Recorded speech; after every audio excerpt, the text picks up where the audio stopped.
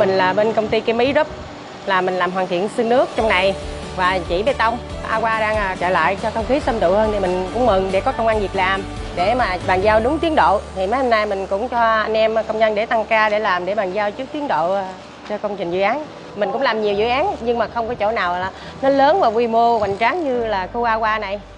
Mình cũng rất vui và tự hào cùng góp phần xây dựng cho một công trình không gian đẹp như thế này và lớn và quy mô như thế này. Mình tên là Trần Thị Vân, công nhân của công ty GVC. Hiện mình đang làm bên bộ phận sân nước, là trung tâm thương mại là đang còn gấp. Em và những anh chị em khác cũng đang đồng lòng để quyết tâm đẩy nhanh tiến độ bàn giao bên chủ đầu tư. Mình thấy làm ở đây thì các nhà thầu phụ khác thì cũng đang tiến hành gấp và tiến độ thi công để bàn giao bên chủ đầu tư.